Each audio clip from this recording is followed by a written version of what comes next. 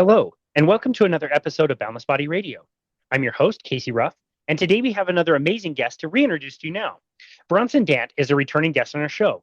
Be sure to check out his appearances on episode 271, 487, 687, and 828 of Boundless Body Radio. Coach Bronson Dant has been coaching and training people in health and fitness for over 13 years. In 2018, Bronson discovered how a carnivore-based diet was the secret to extreme optimization of his metabolic health and performance. Since then, he has specifically designed methods to use both nutrition and fitness to radically improve the lives of hundreds of people all over the world. Bronson has numerous certifications and extensive training in health and fitness. He is a frequent guest and subject matter expert on health and fitness podcasts and YouTube channels, including his own YouTube channel at Coach Bronson. He is also a prolific speaker and presenter at health conventions all over the United States. Bronson is the author of several books, including The Ultimate Ketogenic Fitness Book, The Complete Guide to Optimizing Keto for a Better Quality of Life, and his most recent book, Body Confident: Unlock the Secret to Strength, Independence, and Lifelong Badassery Using the F2 Method. You can find him on his website at www.coachbronson.com. Bronson Dant, my man, what an absolute honor it is to welcome you back to Boundless Body Radio. I appreciate it. I didn't realize I've been on 4 times already. That was going to be my first question. That's awesome. That was going to be we're like old pals, question. Man. I love it. Dude, we are, man. Excuse me. I interviewed you for the first time back in 2022. I had already followed your work for quite a while back then. Was it 2020? It was 2022. And you were actually, several weeks after our interview, you appeared at Keto Salt Lake. So I actually got to meet you in person. We got to hang out there and got to see each other several times at Hack Your Health and Keto. What was it? Yeah, KetoCon. Yeah. KetoCon back in the day. Yeah. Back when it was called that. So yeah, we've been able to hang out quite a bit and host you on the show many times. We must like you for some reason. I don't know. It's because I like you, right? So it's mutual, very much. I love what you're doing, and I've been following you ever since then too. So keep doing what you're doing, and I'm thankful to be a part of it. Well, we're grateful to have you on. Super excited to get into our topic today. Of course, our show couldn't begin without an update. How are you and Nat doing, Coach Nat? How are the two of you doing? And give us a little update on your doctoral program. Oh my gosh. We're doing great. Nat's business is doing great. She's doing her stuff like she does, like no one else can do, as far as building community, connecting with women and helping. Right now, she's dealing a lot with the menopause issues and topics, as well as she's actually had a handful of more people come in, more women who are interested in getting on stage at some point, which is not something she expected, because most of her clients are just normal women who just want to look better and feel better. But she's had a few people in the last few months that are like, I might want to get on stage. What does that look like? How do I do that if I want to do it? And so it's been kind of fun seeing her kind of get into a different area that she's not usually in. As far as me, my doctoral program, we're in it as much as we can be in it, right? I got a little over 2 years to go. And right now it's basic.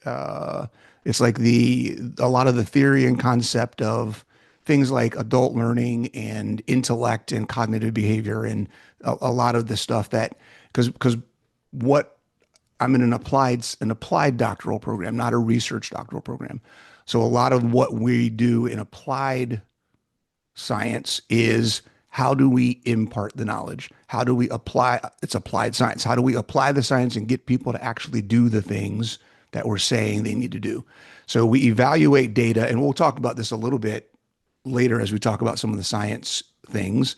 But I evaluate information based off of the result in real world activity. So I tend to look for research that is focused on actual performance, not a mechanism in a test tube in a lab somewhere, not, how did this enzyme interact with this hormone, or, I don't care about that stuff as much. What I look at, because all of that stuff is interesting and it helps explain things that I see, but if I don't know what's actually happening to an athlete on the track or on the field or in the weight room, based off of what changes they're actually making in their life, then none of that other stuff makes a difference.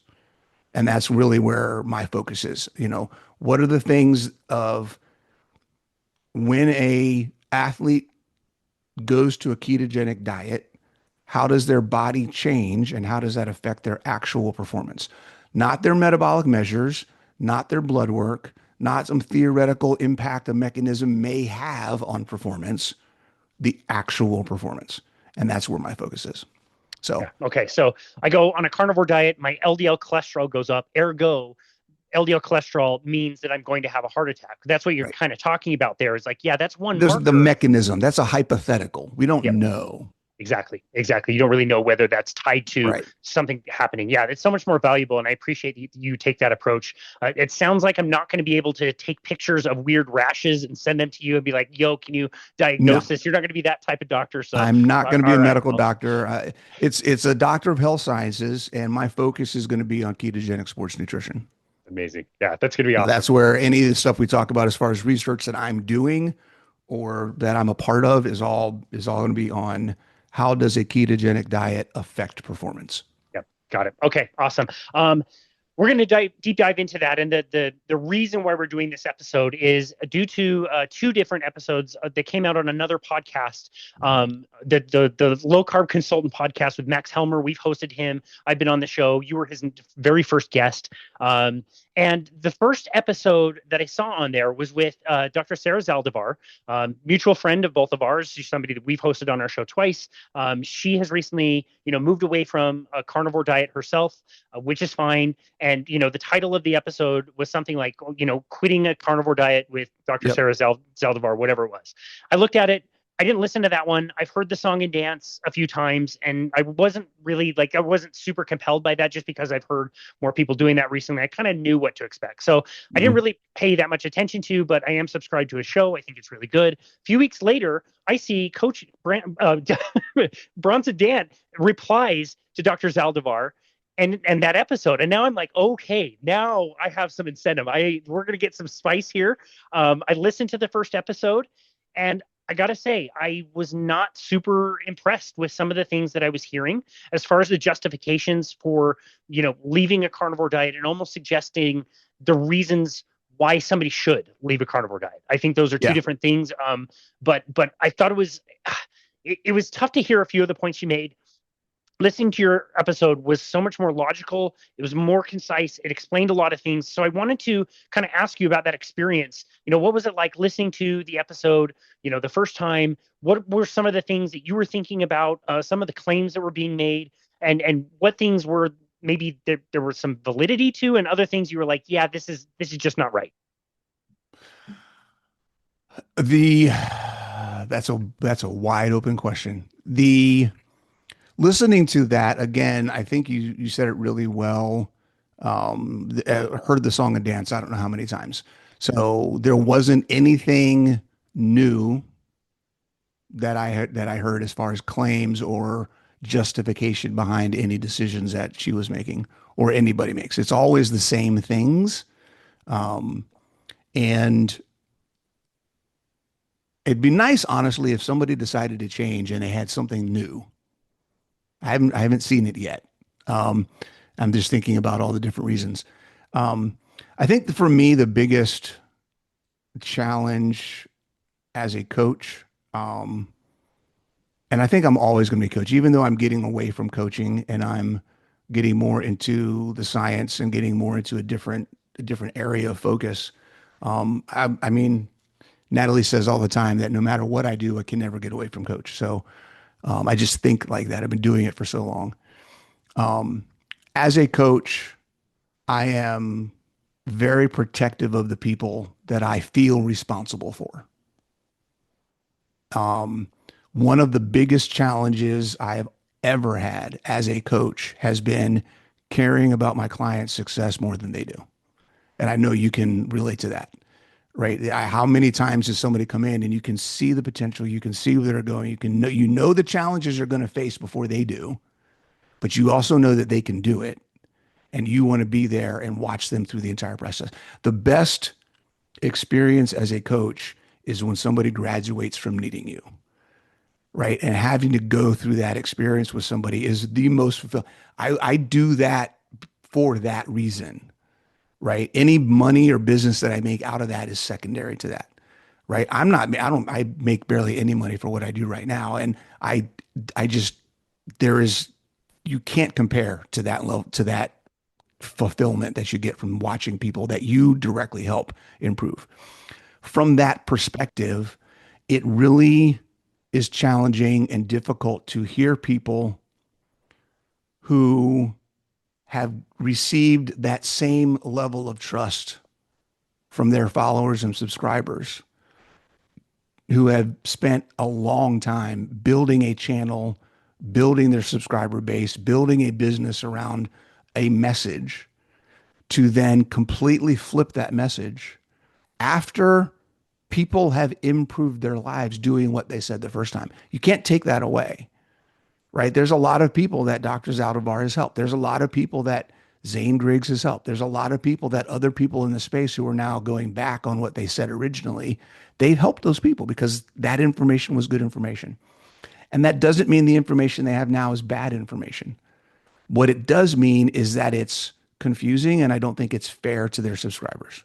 It's confusing, and I don't think it's fair to send a message that just because I've made a change, that I'm going to find some scientific reason to justify you need to do the same thing. Even though what you've been doing for the last 5 years, based off of my recommendations or their recommendations, has been working for you and you've seen progress and success, right? It completely negates the whole concept of individual results and individual interventions and in the N equals one process. If it's been working for you and you've been following me, my guidance saying this is the way to do it, and I decide to change for whatever reasons I decide to change, that doesn't mean you have to change too. You are not me. And that's not been in the conversation anywhere. Every conversation I have seen has been some level of convoluted scientific explanations, justifications for why they've decided to do something that is half of the information in many cases, because there's a tendency to focus on one mechanism that works and not talk about all the other mechanisms that do the same thing, because the other mechanisms don't fall within the new paradigm, right? I'm going to now eat carbs because I need insulin. I'm going to talk about the insulin response to carbs, but I'm not going to mention that fat and protein stimulate insulin as well. And I don't want to do that anymore, right? So I think there's a lot of personal preference that's in here that's not being discussed. There's just a lot of things that are individual to the person making the change. And I think that using your platform to fearmonger people into following you as you go in a different direction because you don't want to lose your audience, right? That's technically an assumption. I don't know if that's really the case, but that's what it looks like to me, right? And to me, if it looks like a duck and smells like a duck and it quacks like a duck, right? So, we talked about this on another video. There's a difference between coaches like us who make content and content creators. Content creators' product is their content. If they decide to make different content, they need to figure out a way to get their content consumers to stay with them. Coaches, our mindset, and I think you firmly believe this, I think we're very much of the same mind. We are lighthouses. My product is not content. I use content to help my product. My product is my customers and my subscribers' success. Where do they go? Are they getting what they need where they are? And is it helping them get to where they want to go? That is the product that I am trying to put out with the information and the content I create. So what that means is I don't have to change my topics and content and what I'm doing based on the algorithm. And if I decide to change or tweak or adjust my message, maybe there's something I learned in this doctoral program that says, oh, wait a second, this is a little different nuance I need to start putting in my content. I don't have to tell everybody, hey, this is the new way to do it. Everything before is wrong. If you're doing it that way, like it's an evolution and an expansion of my existing knowledge. It's not a complete turnaround. Right. And so that's where I think you can tell if someone is really trying to further the progress of people that are subscribed to them, or if they're just trying to stay relevant. Yeah. And that was very unscripted and just off the top of my head, but that's kind of how I look at it. No, I love it. I look at it the same way that you do. And the frustrating thing is, again, if you're learning something, you're progressing your knowledge, you're changing something. Like, God bless you, that's amazing. It's just when 10 of my clients come to me and they're like you described on Max's podcast, my clients are freaking out about this stuff. Yep. This person did this for so long. I followed them forever. Now they're saying it's bad for long-term health. What is going on? What's going to happen to me? What carbs Right. should I bring in now? And it's like, whoa, whoa, whoa, whoa, whoa. Hold your horses. Like, this is just one person's decision. But you're right. It's not put out as like, hey, I was doing this, now I'm doing this other thing. It is that content creation around this and the sensationism of like quitting carnivore, leaving carnivore. It's such clickbaity. Well, and you have people literally making claims saying things like, I did carnivore until it didn't work, and I had to put in carbs to fix this problem. Right? Like, what? No. Number one, carnivore wasn't the reason for the problem. Number two, carbs may have fixed that symptom, but you're introducing other variables you didn't have to worry about before that could have longer term impact in a negative sense. So it's not a full story. It's very, like you said, sensationalized. And yes, I've had clients and I've had subscribers and I've had people in groups that are like, what the heck is going on? What am I doing? People that are doing better than they've ever done in their life, thinking they have to go backwards to something that they already have tried, and it is part of the reason they were sick to begin with. Right. So yeah, I think it's a little sad and frustrating. Yeah, I just want to bring up some of the claims. Dr. Zaldivar, obviously, kind of her thing is all about dopamine. That was one of the episodes I posted her about. She explained some certain things. I'm not going to even pretend to know a fraction of what she knows about dopamine, which is just fine. But, central to the claim of that interview that she did was like, you need carbohydrates to help stimulate dopamine, which raises your baseline of dopamine. And I that's not something I've ever heard. Do you know much about that? I don't know much about that. My understanding, she was talking about the link of carbs to energy and some other things that indirectly helped increase dopamine. Got it. Okay. From exercise and things like that, like dopamine rises when you exercise. Those types of things. I don't know of a direct, and it's possible it's there, but I don't know of a direct link between carb intake and dopamine. Yeah, got it. I don't either. Outside of the psychological effect of the enjoyment you may get from eating carb foods. Right. So there's potential, like, hey, if I'm eating donuts, I'm sure my dopamine's doing pretty good. Well, so where right? Where's the line between my dopamine is high and now where do you start pushing into food addiction? Like what the hell is the difference? Nat, you want to get in on that one? Yeah, that's something she gets fired up about. Like, you're focused on dopamine so much, but no one's addressing the addiction aspect. Yeah. I know what Absolutely. I would do the same thing. I'd binge the donuts and have a good old time doing it and have a really hard time stopping, for sure. Yep.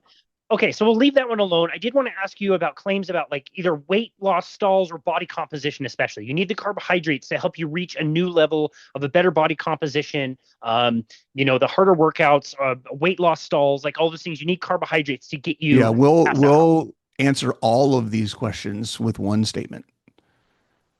Just because carbs can affect a mechanism that will help you reach those goals does not mean it's the only way to do it. We know for a fact that carbs can work in all of those situations. Bodybuilders do it every day. Do we think that bodybuilders are optimized for health? Or do we think they're optimized for aesthetics? Right? How many bodybuilders are insulin resistant, which is why they have to pump bazillions a ton of insulin every day? This is something that we don't talk about a lot. A lot of people aren't aware. Most particularly big name, like professional bodybuilders, aren't pumping insulin just because it's supposed to be anabolic. They're pumping it because their metabolism is so screwed up. They're insulin resistant, and they have to. Otherwise, they won't get any of the benefit of it to begin with. That's a good point. Right? It's not because insulin is anabolic as much as it is you're unhealthy and insulin resistant. So you need to shoot the insulin so you get the amino acids in the first place. Right. So there's another aspect of this that really, really, really drives me crazy. As much as I just use bodybuilders as an example, but I think that's actually a problem because I had to use that as an example because that's the standard. Everybody's looking at sports nutrition and saying, well, bodybuilders do this. You're not a freaking bodybuilder, right? Chances are you're 10, 15, 20, 30, 40, 50, 100 pounds overweight. You're under muscled. You're not in shape. You have metabolic syndrome. You're on medications and you're just trying to figure out, how do I walk around my house without getting exhausted every day? Why are you doing anything based on what a bodybuilder does? You are not anywhere close to the same context as that person, right? And that's where health and fitness, social media, and the market is coming from. Everybody looks at these high performing athletes and then all their content is around that. And nobody's talking about real people. Yeah. And we can't make the same comparisons. It just doesn't work that way. Yeah, no, that's really well said. Another one of the claims related, we've kind of touched on this, but related to muscle mass, there is a certain amount of muscle mass we're all trying to, get to or maintain. Certainly you and I are not looking to be bodybuilders. Like we said, I don't need to carry, 100 plus pounds of muscle tissue on my body. That doesn't serve me in the functions of the things that I need to do in my day-to-day life that bring me joy and happiness. Right. That's and fine. so that's my goal, by the way. I'm trying to get to that, but go ahead. I know. I didn't mean to put words in your mouth, but, so I even had to look today. I look back on my InBody data, and I've got data on my InBody to track skeletal muscle mass for the last 7 years, starting in 2018. And I see the window of the amount of muscle mass that I've had is exactly the same. It fluctuates within about 3 or 4 pounds. In all this time, I've been ketogenic in 6 of the 7 years I've been carnivore. This summer, I took off weightlifting. I did not lift a single weight. I stopped my creatine supplementation. I went back to doing more of, riding my bike around, going on hikes, that kind of thing. My muscle mass went down by about 3 pounds. I started to hit the creatine. I did about 30 minutes of weightlifting per week. And my muscle mass went right back up to as high as I've seen it in the last few years. So the claim is like, you need carbohydrates to build muscle. Again, related to what you just said, it's so ridiculous. I don't understand why this keeps coming up. Like, what is it about carbohydrates that people say, like, is it just that anabolic response of the insulin that's supposed to be so magical for building muscle? Because I don't see it. I don't notice anybody on carnivore or doing intermittent fasting who is losing muscle mass. It just does never happen. You're right. And it doesn't. And it persists because it's the accepted norm. And it takes 20 to 30 years to change that. Right. And we're only, it was their late 60s, early. So a lot of people don't realize this. And this was fascinating for me to learn. It was the mid to late 60s. I believe the Olympics in 72 was kind of the turning point in the exercise science community's understanding that protein was not the primary substrate for energy in athletic events. It wasn't until the late 60s, early 70s that the industry said, oh, wait a second, carbs, that's where you came with this whole glycolytic effort became the thing, right? Where athletes started supplementing carbs instead of supplementing protein and started performing better. And people were going, hey, wait a second, applied science, get out of the lab into the field and start giving athletes carbs, and athletes are starting to perform better. What the heck is going on? And the paradigm, because here's the thing, this was the mistake. This is what was missed. We already knew about ketones then. They've been studied decades before. But nobody said, well, if this happens with carbs, what about fat?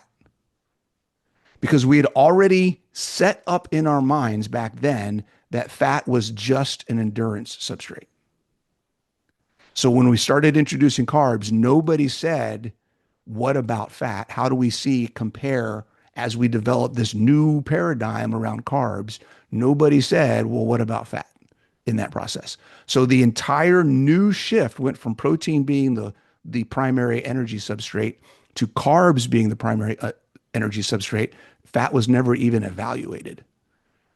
So an entire industry was born in the early 70s that basically said carbs are it, that's what you need, and that's where all the science. Now we get into the biased science, where because that was the mindset going in, all of the research and everything that was done, everyone walked in the door assuming that we're just showing how carbs help, not trying to validate that it's just carbs against fat or protein, right?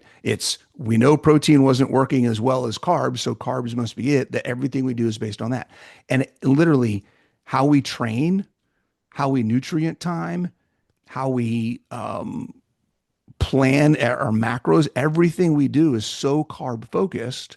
And the literature is there to back it up because the literature never looked at anything else. So it's right now, until recently, the last 5 years, we'll talk about that. Until recently, it's been really hard as someone who's following a ketogenic lifestyle to say, hey, this works just as well. And in fact, there may be some additional benefits we're not talking about because there was no real research. There was Finney and Volek in 2018 or 2016, whenever the FASTER study was. There was a couple people here and there over the past 20, 25 years. But over 50% of the ketogenic diet, number one, is the most studied diet in the world right now. Number two, 50% of all of the research on ketogenic nutrition that's been done in the last 20 years is only 5 years old. That's huge in the amount of information that is 5 years is yesterday in science. Right? There's stuff that I'm finding out about today that's 3 years old. I'm like, how did nobody know this existed? Right? Like, where did this come from? And I'm thinking, this is new stuff. And then I look at the date and it's like 2022. I'm like, what? What is going on? How did I miss this? What's up? So there's stuff literally coming out on a regular basis at this point, and it is overwhelming. In the next 5 years, I think right now, if anybody who is claiming to be an exercise scientist or sports nutrition expert has any questions about the efficacy, the sustainability, or the impact of a ketogenic diet on health, general quality of life, body composition, or sports performance, they are willingly ignorant because they're not looking. It's there. I can't think of any health issue that does not have ketogenic, that has not been researched and have a paper or data that supports a ketogenic diet improving that. And there's a lot of different health. One about PCOS just came out last week, right? All the stuff that's been coming out about mental health, anxiety, depression, bipolar disorder, schizophrenia. We talk about all of the metabolic syndrome stuff, right? Insulin resistance, hypertension, gut health. The list goes on. Crohn's, there's some stuff out there about how it improves Crohn. Like, the list is expansive. And then when we talk about sports performance, we know that ketogenic athletes, this is documented even in studies that say at the end of their conclusion that ketogenic diets are detrimental to sports performance, right? We see in those exact same studies, increased fat oxidation, reduced RPE, reduced lactate production, increased glycogen preservation. We see all of these things, reduced inflammation.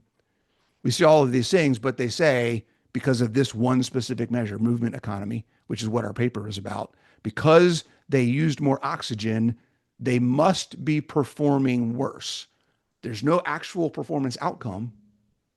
It's a measure of oxygen intake that they say we're going to ignore all of these metabolic markers that improved.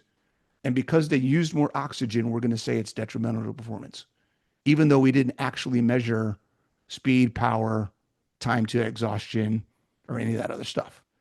Purely the number of studies that I have seen that measure purely metabolic indirect calorimetry numbers and make a conclusion without any actual physical outcomes and say that keto is bad for performance is shameful.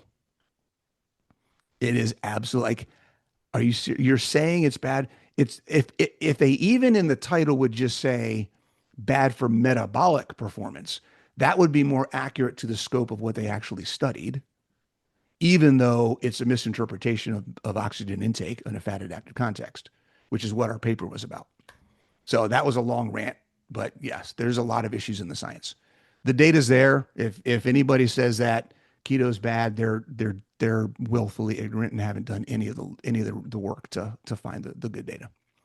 Or Well, just talk to anybody that's been doing it for a while and said, how's it worked for you? right, exactly. I was Right? just I mean, thinking that, that's, like, yeah, for you personally, you've been doing this for about as long as I have. yep. You've added some years to your life, but I don't see you look younger and younger all the time. Like, if you had a massive dropout in your performance, surely by now you No, would it's have gone up and it noticed. stayed up. It's And that's insane. not the only thing. Ah. There you go. No, it's same thing. Like, at this point, I should be able to do my, 20-mile long bike ride that I use as a benchmark to measure my performance. It has not dropped off. It has gotten Right. faster. I am faster now than when I was competing in road racing 15 years ago. Objectively, when I go and play hockey with my buddies, which is a completely different activity, I'm now sprinting for 2 minutes, 3 minutes. I'm chasing down 16-year-olds and 18-year-olds, and they can't catch me. Like, where is this drop off? And you're right. Like, Nicole, I talk about this all the time, but Nicole Laurent last year told me to go on to Google Scholar, type in the word ketogenic, and it will automatically email you new studies that come out all the time when the word ketogenic appears in the title. It's almost every day. It borderline annoys me. Like, it feels like spam mail. I'm like, dude, there's another batch of studies I've got to like go through. It's like all the time. Yeah. Yeah. It's fantastic. It's amazing. I love it. I'm actually having so much fun doing the research I'm doing. So we'll talk about the paper that I just came out with. But I've also got, I have right now in flight, I have a clinical audit from a VA hospital doing informal ketogenic education and the impact on obesity, insulin resistance, diabetes, and deprescription of medication. I'm working on that with a couple of the people. I'm working on and Alex McDonald. Yeah, know of I'm him. working. I need to host him. Yeah, you need to host him. You guys would hit it off. I'm working on a case study for him for his five marathons in 5 days, completely fasted. We're doing a case study, so I'm writing that up. I have a systematic review that I'm working with that is really getting close. We got the first draft done. We're cleaning it up. We're kind of going through the numbers again to make sure everything's good. But that hopefully is just a couple months away. And that is looking at answering the question, does carb supplementation improve CrossFit performance? Right? So we're looking at all of the studies that are out there that do carb supplementation for CrossFit. Does it make it better? And right now, it doesn't look like it really does. There's some instances where an individual exercise or one part of an exercise may improve, but in general, and then there's some where it gets worse. In general, it balances out. There's really not much of a difference that we can really tell based on the data we have that adding carbs makes CrossFit better. And then I have another one that I love doing this stuff, man. I have another one that we started. We're early on this one. We're just in outline phase right now where we plan on we're just getting the methodology right. We're going to be looking at, does ketogenic nutrition impair CrossFit performance? Awesome. Kind of the opposite, right? So we'll be looking at that. I'm also looking at another one that is there a relationship or correlation that we can identify? I don't exactly have the actual hypothesis or research question that we're going to use, but we're basically going to pull every study that we can find that has a ketogenic intervention with any kind of exercise that they published actual performance outcomes, and then look at the duration of that adaptation and see if there is any correlation between the length of the adaptation and whether the outcome was beneficial or not. Wow. Right. So right now, preliminary look, it looks like anything under 2 months is about 50-50, some good, some bad. Anything over 2 months right now, this is very preliminary data. Right now, it's looking like anything over 2 months is uniformly not significantly different. Wow. Right. Which Is is, there and that's across endurance, CrossFit, strength training, powerlifting, soccer, like that's gymnast, that's all of it. wow. So there's a lot of stuff I'm working on. It's fun. I love Yeah, this. of course you are. Sports gambling has exploded in the last few years. Is there any way there's like some platform where you can like bet on study outcomes? Like, can I invest a few $1,000s and see if I can predict how these studies will go? Because I think I might be able to make a few bucks. Yeah, it's really challenging and it's fun to do this because one of the cool things, I use ChatGPT as a kind of a pre-peer review process. So I'll write a paper, I'll write up a bunch of notes and be like, what if I word it this way and I draft it this way and whatever. And then I'll give it to ChatGPT and say, hey, Chat, review this like a peer reviewer and tell me what things I should correct from a scientific method perspective. Right. And it'll come back and say, the way you worded this is biased. The way you worded this looks like you're trying to lead the reader. Like, and so I have to go in and you have to be cognizant of those things because you don't want to publish something as a good scientist. You don't want to publish something that is obviously an intent to try and get a point across or get your own belief into it. Right. It's this, the data is the data. Right. You can interpret it a certain way, but you have to interpret it in a certain way that it makes sense with what's being presented, not just because you feel a certain way about it. So that's a challenge, but it's also kind of cool to see that even as much as I can objectify the findings that we're getting, it's still not making keto look bad. Right. And if you look at the big picture, this paper, let's talk about this paper we just put out. So I had a pleasure of working with some really awesome people, Peter Cummings, Philip Prinz, and Professor Noakes.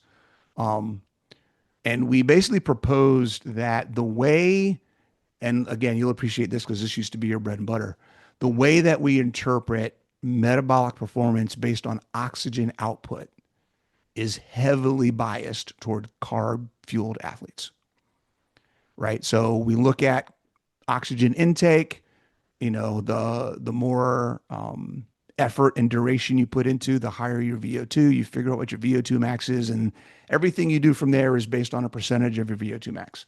So we can say, at a traditional athlete, for example, somewhere between 65 and 70% of their VO2 max is where their glycolytic crossover point happens, right? Somewhere around 65, 70%, carbs become more predominant in their energy provision than fats do, right? So that's okay, fantastic. That's great. We know that. Most people that are highly efficient carb-fueled athletes, that might be closer to that 70. If you're less efficient, that might be closer to 65, right? The lower percentage that crossover happens, the less efficient you are. But when we look at fat-adapted athletes, their crossover point's at 85%. Why does nobody ever talk about that? They're using more oxygen because they're fat adapted. And that's what the paper that we wrote is about. So when we measure, there's a term called movement economy. And it's basically an equation that only looks at oxygen to work performed. So it's if you're doing steady state work at 65% VO2 max, how much oxygen, how many liters of oxygen per hour do you burn, right? If it's 4 liters an hour, then that's, based on where you were before. If it was four liters an hour today and it was, 5 liters an hour last week, you've improved your economy because you're burning less oxygen for the same amount of work in the same amount of time. If it's 6 and you were 5 last week, you're getting worse, right? What happens though is fat adapted athletes, when you're fat adapted, you're burning more fat, which means by default, you're metabolically going to utilize more oxygen because fat is an aerobic fuel source only. It only burns with oxygen. So at baseline, I'm burning more oxygen. So here's a great example. If I'm carb adapted, and I started an intervention, and my VO2 at 65% is 4 liters an hour, and then I go fat adapted, and then 6 weeks, 8 weeks, 12 weeks later, I do the test again, and it shows that I'm at 6 liters an hour. By the equation, I am less efficient because But your I'm burning VO2 more score is higher. oxygen. But I'm burning more oxygen. The oxygen cost for the work that I'm doing is lower, or sorry, is higher, right? Because the idea behind movement economy is oxygen is the source of the energy. So if I have to burn more oxygen, I must be working harder, right? Does that make sense? Yeah. And that's where we get into the problem. So there are dozens of studies out there. There's actually there's actually two base studies that were done several years ago, 2017 maybe, by Louise Burke in Australia, who basically came to the conclusion. She did a study with race walkers and said their movement economy, the amount of oxygen they produced for the same level of work was more, so they are less efficient. Keto's bad for performance, right?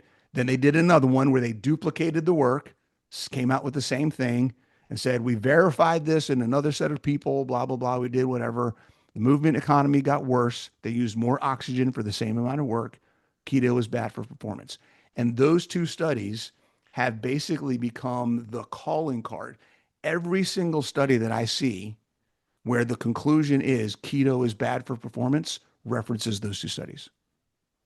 That is completely backwards in my understanding. Correct. Which is why we came out with this paper. So this paper proposes a way to include another factor in the equation. Right now, the equation is basically how much work were you doing at a given time? How much oxygen did you use? And we're saying, what if we also include a consideration for what substrate is being primarily accessed? Because the energy output will be different if I'm burning mostly carbs or mostly fat. So now we figure out how do we add RER, respiratory exchange ratio, into the equation of movement economy. Because right now, anybody that does indirect calorimetry, we get RER. We can tell that. But for some reason, nobody has said, well, just because VO2 is increased, let's look at RER. If VO2 is increased and RER is low, we know they're mostly burning fat. And it says it. This is the thing and this is a little bit of history. The reason this paper happened was because I was actually working on a rebuttal paper to the ISSN's, the International Sports Nutrition Society, International Society of Sports Nutrition. They have a position stand on ketogenic diets and sports performance. That position stand, they are the largest international sports nutrition organization in the world. That position stand basically says ketogenic diets are no different or detrimental to sports performance. And the detrimental piece comes directly from the Louise Burke study in race walkers. That's their reference for that statement. It's all about movement economy. So I was working on a rebuttal to this statement. It came out in 2024, right, last year. As I was working on it, I realized all of these detrimental statements I keep seeing, keto's bad for performance, are all leading back to this Louise Burke study. And then I started digging into, well, what is movement economy? How does it affect? What are we doing? And I'm like, this doesn't make any sense. In the same study where they talk about oxygen is increased, in the very next paragraph, it says, but all of the athletes were burning more fat than the carb athletes. It's like the data is there. How are we not connecting the fact that if you're burning more fat, obviously your oxygen is going to be higher, right? I'm looking at this kind of scratching my head going, I got to be missing something. So I made some phone calls. I started calling people, emailing people saying, am I missing this, or like what is going on? And ended up with, hey, maybe we should write something to propose a different way to come to do this. So essentially what we're proposing in this paper is we need to stop measuring movement economy the way we're doing it because it's not physiologically accurate. Oxygen is not the only thing in play. The substrate matters. If you're burning more carbs, you're going to have a different oxygen profile than if you're burning more fat. And that needs to be added and taken into account. So we came up with two different formulas. I won't get into the details. You all can go to the paper, right? Go look up the paper. You can look it up. The name of the I'll paper, link it. and I'll give you the link. But the name of the paper is Substrate Corrected VO2 Models for Improved Interpretation of Movement Economy. And basically, we propose two formulas that include RER in the equation of movement economy to say, hey, wait a second, if the raw VO2 is this, if we account for fat or carbs, the normalized VO2 looks like this. And in we ran four different studies with 8 different data sets against the new formulas. And all of them changed the bad numbers and brought them into within the standard deviation of the good numbers. Right? We basically said all of the bad performance that you're saying happens on a fat adapted athlete isn't bad. It's when you consider the substrate mix, it's within the range of all of your other performance markers. No difference. Yeah. Right. Okay. And that's the impact, because now we can look at an athlete's indirect calorimetry and we can adjust based on their substrate mix and actually determine the physiological impact of their performance, knowing what the substrate that they're using is, and not just assuming and basing everything off of carbs. Okay. I've got a few things to just kind of bring up and clarify. That was a For somebody. long. No, Yeah. it's great, dude. I love this stuff. You know I love this stuff. So crossover concept. If you're watching, Yep. just trace this out where there's an X. If you're at home, take a piece of paper, turn it. What is that? Is that hamburger? That's hamburger style, right? Turn it hamburger Sure. style. Yeah. And make a cross across the paper, and on the one that goes from left to right, it starts high and goes down, right fat, and on the one that starts low and goes high, right carbohydrate. This is a gross simplification. But this is what we're talking about when we're talking about respiratory exchange ratio, RER or RQ, as it's also known as, respiratory quotient. And what happens is if you assume that you start out with a low heart rate to the left and you increase your heart rate going up to the right, you're increasing your workload, your body's doing more work. There's a crossover point where your body stops burning fat as a major fuel. The carbohydrates that are on the rise, they start out really low and then they go higher. That supplants all the fat that you're burning. And that crossover is different in everybody, and it's different in the way you train. So what you're describing as having a normal athlete would have a crossover point at 65, 70% of their VO2 max. That might be pretty low as far as the amount of work that their body is doing and the amount of workload that they're actually producing. When somebody gets fat adapted, and what you're saying is, a fat adapted athlete can burn primarily fat, have an RQ of 0.85 or less, up to 85% of their VO2 max. What you're saying is you can perform at a way higher level, doing way more work, taking in more oxygen, and your body is burning way more fat doing it. That's that's pure win. Your performance is going to go up. And I've got a few other 100%. points there, but any thoughts there? Yeah, well, that's exactly what it is.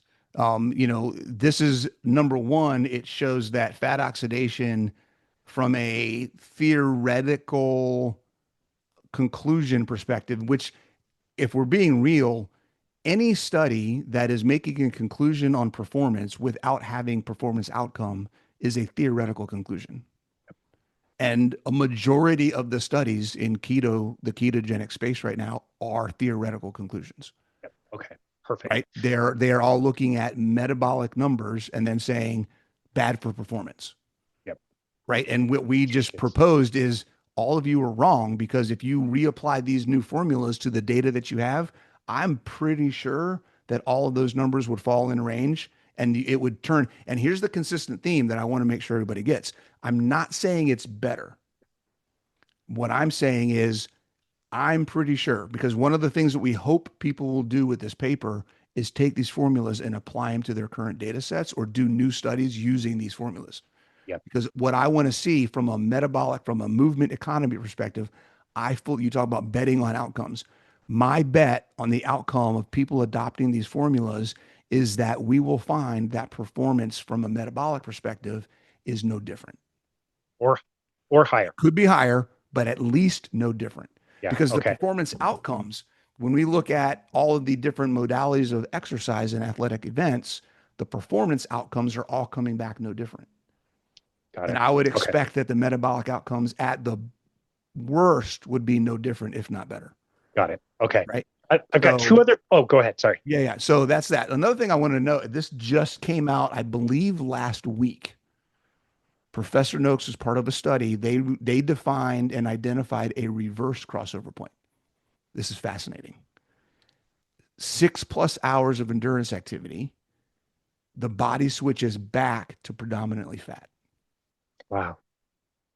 So somewhere between an hour and an hour and a half, depending on what kind of work you're doing, and 6 hours, there's a crossover where it goes from mostly carbs, or where that crossover goes from fat to carbs, it goes back from carbs to fat if you work long enough, right? So I just thought that was fascinating because we can see how it goes back and forth based on what we're doing.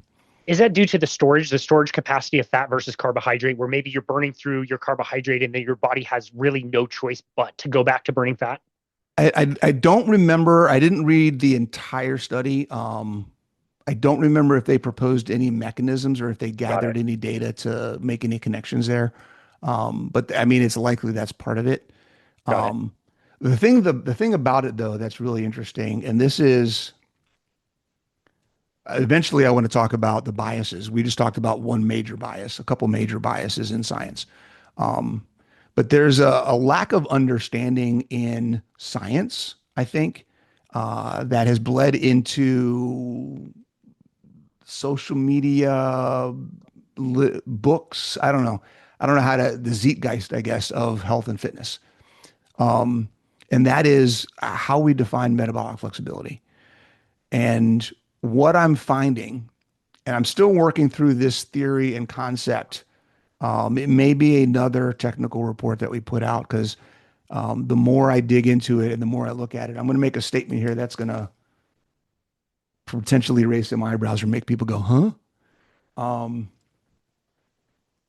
Optimal, this is a theory. My theory right now, until I can prove it, hopefully one of these days, is that optimal metabolic flexibility is not possible with food intake. It requires an absence of external sources of energy. Mm. So when we eat, every single time we eat something, we interrupt and suppress every single system and process in the body that improves metabolic flexibility.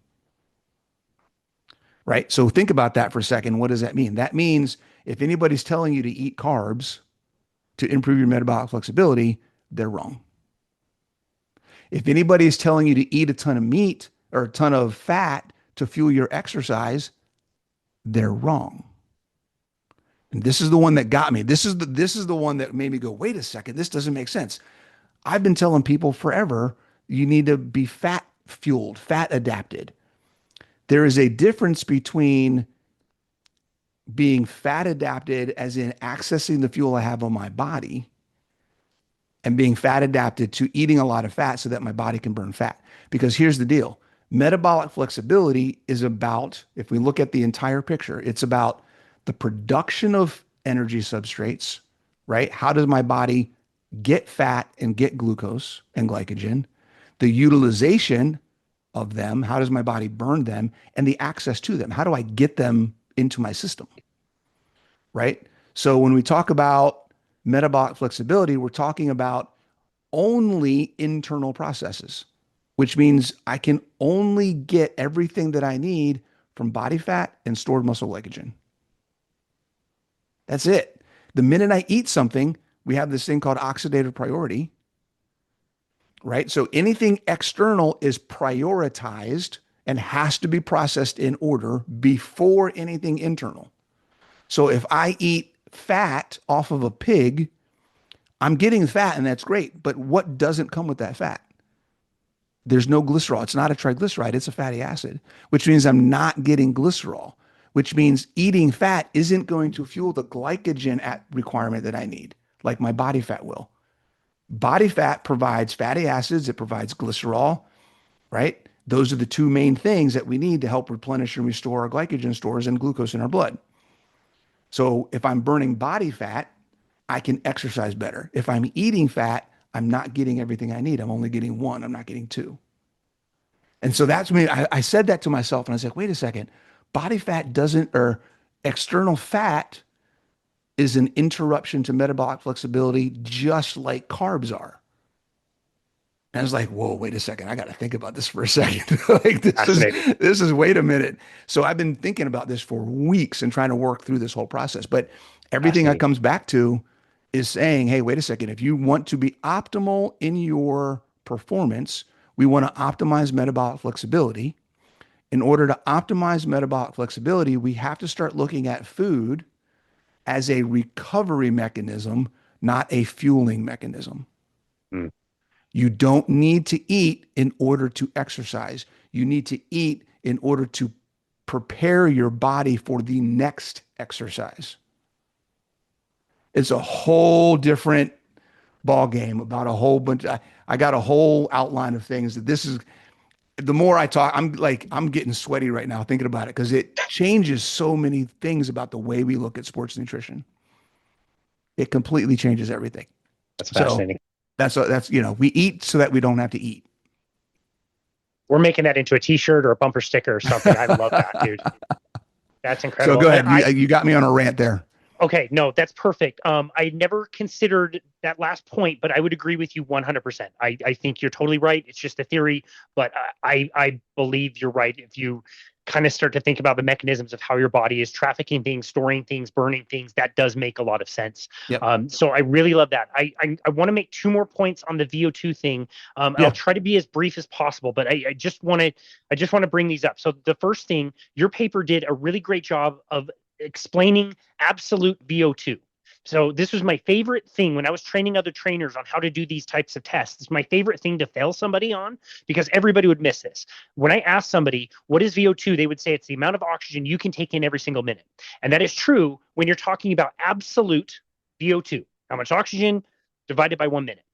The number that most people see and think is this like longevity number, magical number, whatever, has another factor, and it's called relative VO2. And they add one more division, and they say it's divided by kilograms of your body weight. So the higher that is, are those two factors. It's the amount of oxygen that you can take in relative to your body weight. To your body weight. And that's the number that most of us care about and want to drive up. And it's the number that, if you've got a smartwatch, will give you an assumption of what that number is. So you think about that. How do you get your VO2 to go up? Well, there's two ways. You could increase the amount of oxygen that you're bringing in, right? Or you could decrease your weight. Exactly. What are ketogenic diets really great at doing? You know what I mean? So it's like you will improve your VO2 score by increasing, like you're saying, showing that the absolute oxygen is going up. And if you knock 10 pounds of fat that you're just dragging with you on a road bike up a hill, you're going to go faster for both of those things. Like bingo. Yeah. Bingo. It's amazing. And that's one of the arguments we made in the paper was we normalize VO2 for body weight already. So why don't we normalize it for substrate partitioning as well? Right. It just doesn't like, and these are the examples of the inconsistencies. And to me, like, I wonder sometimes if it's my IT engineering background, I look at these things maybe differently than most scientists do. Is I'm looking at the system. I look at things at a system level and try to make sense. Do the dots connect the way that I think they should? And a lot of the things that I'm seeing, I just look at them and I'm like, how is nobody talking about how fucked up these numbers are? And these conclusions just don't make sense. Makes sense. Right? It's like, how are people letting this go? It's like a willing obliviousness to common sense in science. Yeah. Right. And here's a couple other, we talked about the oxygen consumption movement economy. That's one thing I see all the time. Right? We're making assumptions. Your oxygen went up, so you must be inefficient. Like, what are we talking about?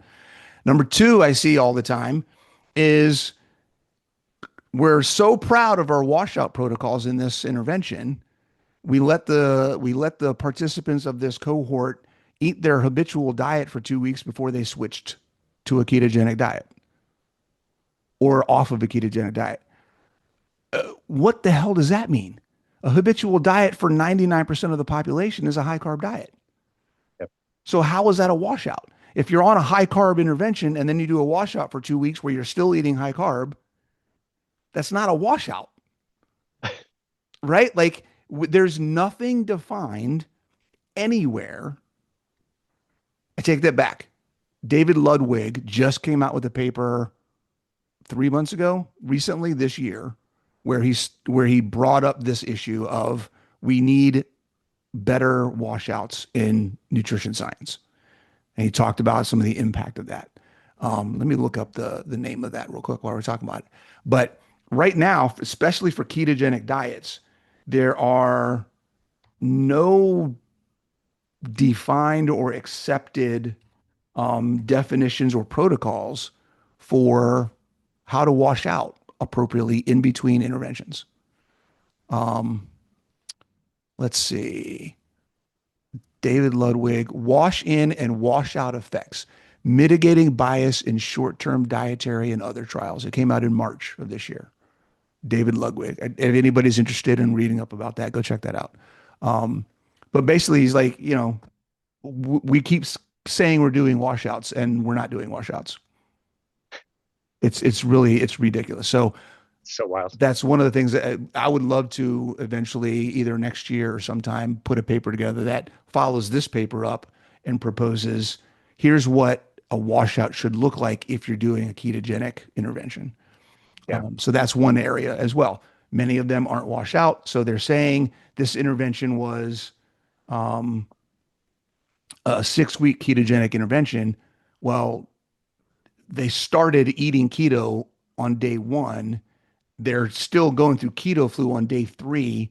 They might be getting some benefits of an adaptation 6 weeks in, but it's only about 3 weeks worth, right? So it's not a full 6-week adapted intervention.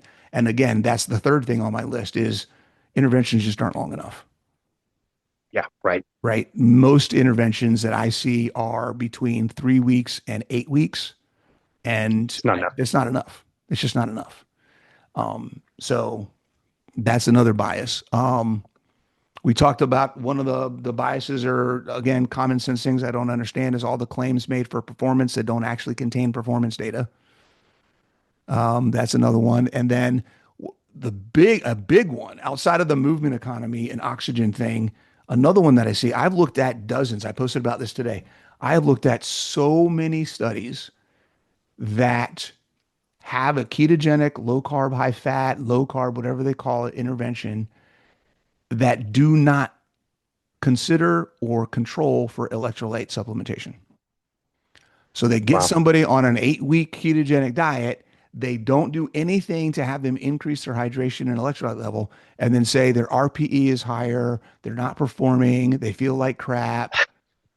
And it's like, well, yeah, because they're flushing out electrolytes like crazy and you're not making them get more. Right. And of course, you're going to perform worse. Right. And that may be something I do too. Unfortunately, there's not enough studies that I've found that include electrolyte supplementation for me to say the ones that have it have this kind of performance and the ones that don't have this kind of performance, because I've only found 2 or 3 that actually control for it. And I found dozens that don't control for it. So there's not enough of a mix between the two, but that's a huge one. And then there's the bias that we see everywhere, and that is one mechanism doesn't determine all possibilities. Just because, and I see this a lot, and that is the claim in conclusions justifying a conclusion that carbs are protein sparing. It drives me crazy when I see that. And I'll just say this, for every scientist out there who wants to say carbs are better because they're protein sparing, anything that isn't protein that your body can use in place of protein is protein sparing. That means fat is protein sparing, right? That means ketones are protein sparing. Ketones are one of the only molecules we have that actually actively prevents protein breakdown, as opposed to just replacing protein. It replaces protein and it actively prevents additional breakdown. So this whole idea that carbs are protein sparing drives me nuts, because anything that's not protein is protein sparing. It's one of the biggest red herring claims out there. Drives me crazy. So those are some of the things of why research is biased right now against ketogenic diets. It's just nobody does it right. And it's a shame because there's a lot of people out there, regardless of whether they're a professional athlete, they're like you and I that like to be active and fit and healthy. They're doing competitions, weekend warriors, whatever. You could really, really benefit from this. We haven't even scratched the surface on some of this stuff and how the bonking and the carbohydrates and the Yeah. storage and all this stuff. Like it's so vastly superior to at least give this a try Yeah, and for again sure. consider all the other 20, 30 benefits that you're going to get along with it. And that's where the key is. And that's what the distinction that my focus is on. There's this term called physiological resilience, which is becoming more popular in exercise science. The idea of how do you battle fatigue? How do you increase stamina? How do you increase endurance? How do you keep your body functional for as long as possible under duress, right? And some of those aspects tie directly into metabolic flexibility.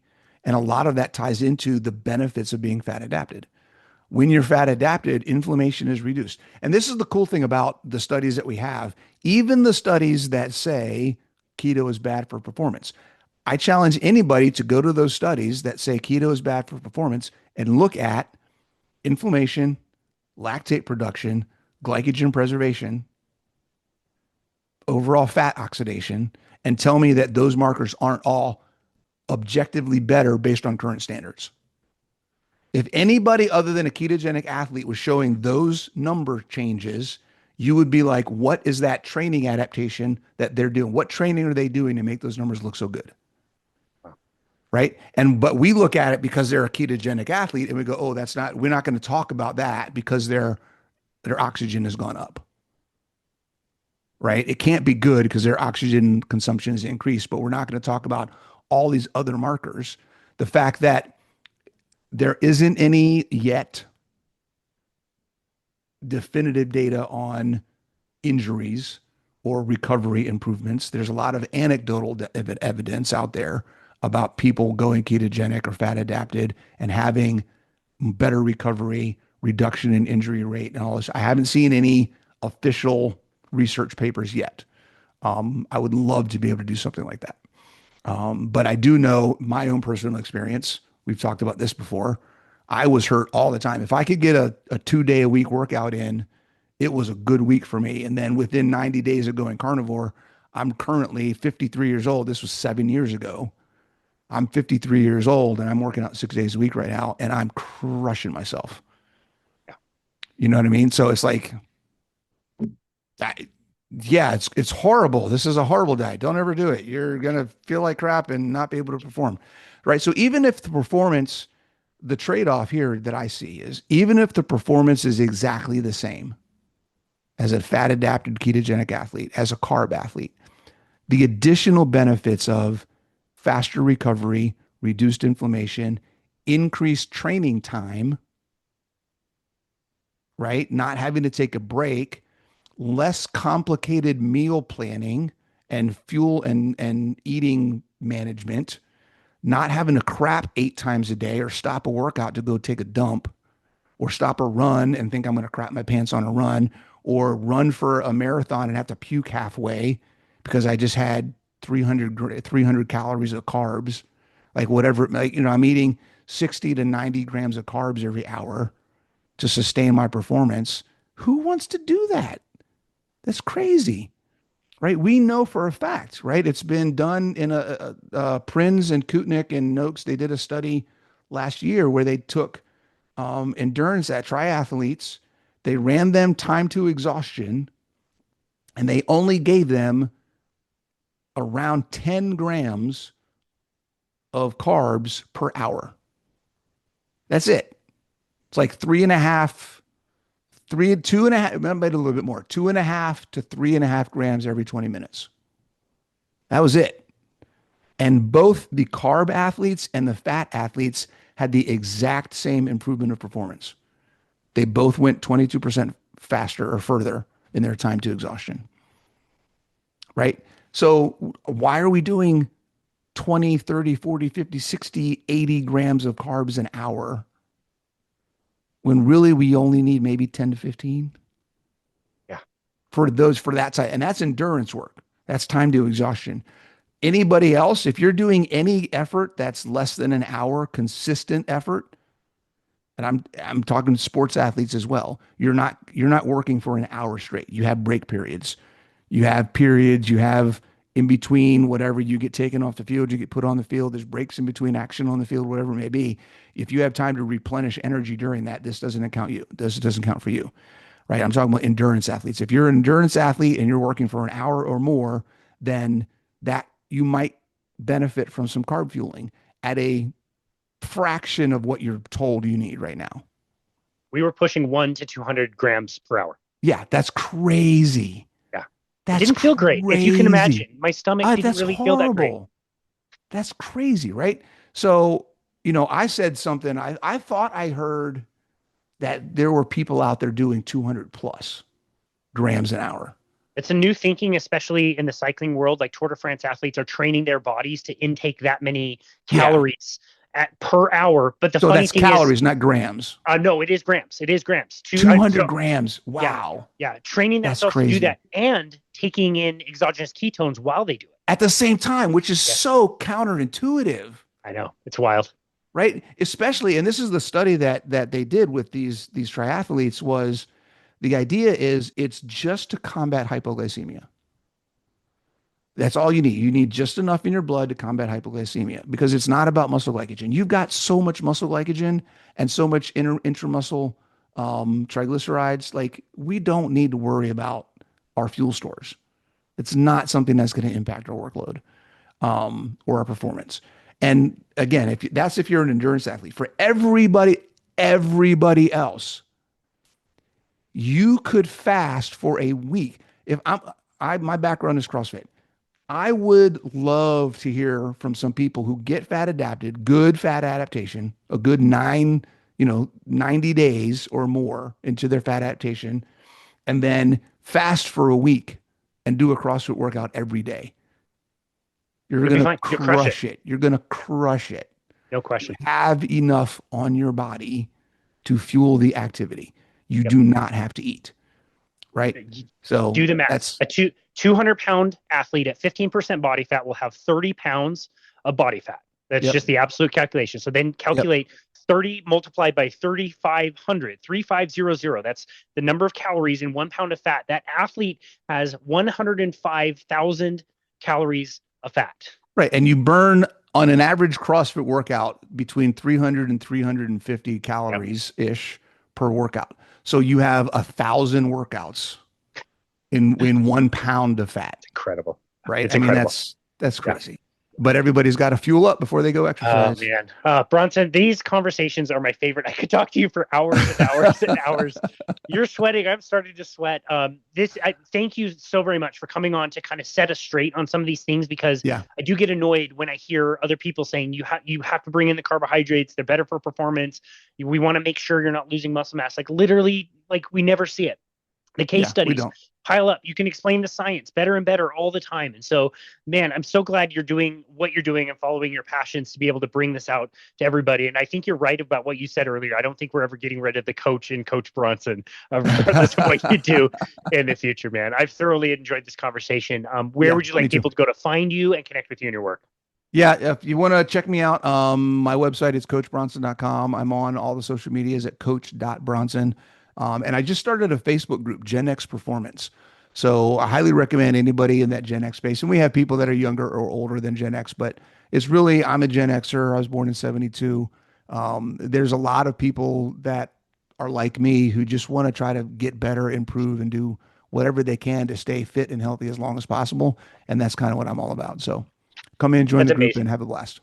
How many 50-year-olds are saying they want to continue to improve their performance over time? They're dropping off a cliff. Most of them are trying to get off meds, right?